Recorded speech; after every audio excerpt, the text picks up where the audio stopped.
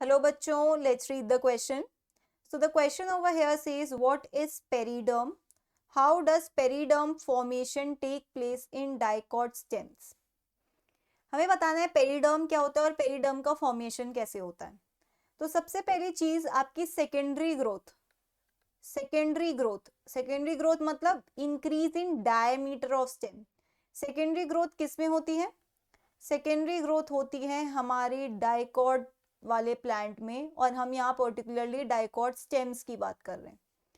अब secondary growth के time बनता है सेकेंडरी जाइलम और सेकेंडरी फ्लोएम.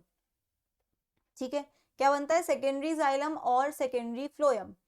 सेकेंडरी जाइलम और सेकेंडरी फ्लोएम जब बनता है तो सेकेंडरी फ्लोएम बाहर की तरफ बनेगा. मान लीजिए ये केम्बियम है, तो बाहर की तरफ पेरीफेरी की तरफ ऐसे ऐसे यहाँ पर क्या बनेगा? Phloem, secondary phloem. और अंदर की तरफ बनता है सेकेंडरी जाइलम. ये सेकेंडरी जाइलम है. तो सेकेंडरी फ्लोएम के बीच में ही एक स्ट्रक्चर डेवलप होने लगता है जिसे हम क्या कहते हैं? कॉर्क केम्बियम या फिर फेलोजन. तो क्या होता है? सेकेंडरी ग्रोथ डाइकॉट स्टेम में with in secondary phloem cork cambium, और कॉर्क केम्बियम का दूसरा नाम होता है फेलोजन, स्टार्ट्स डेवलपिंग.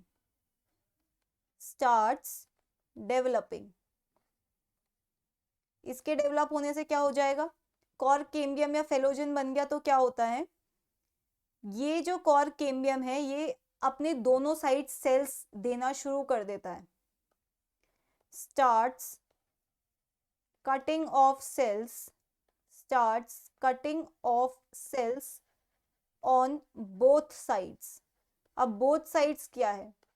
या तो वो पेरीफेरी की तरफ कुछ सेल्स देगा, मतलब बाहर की तरफ कुछ सेल्स देगा, और या तो फिर वो इनर साइड टुवर्ड्स पिथ कुछ सेल्स देना शुरू करेगा. देखिए, ये मैंने बोला कि सेकेंडरी फ्लोएम है, ये आपका सेकेंडरी जाइलम है, और ये क्या है? आपका वैस्कुलर केम्बियम.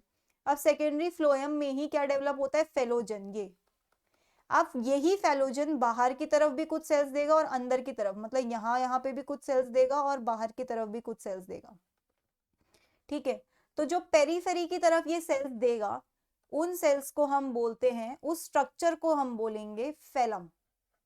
बाहर की तरफ जो सेल्स देगा वो सेल्स बनाएंगे फेलम, और अंदर की तरफ जो सेल्स देगा उसे हम कहेंगे फेलोडर्म. ठीक है, फेलोजन ने क्या किया? बाहर की तरफ फेलम दिया, अंदर की तरफ फेलोडर्म. इस फेलम को ही हम बोलते हैं कॉर्क, और फेलोडर्म को बोलते हैं हम सेकेंडरी कॉर्टेक्स.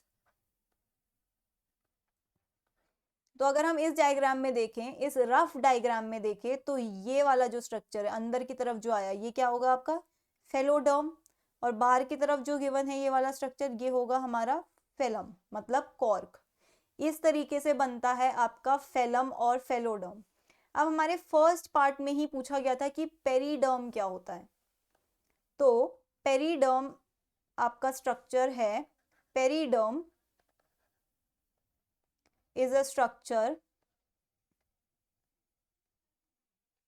which comprises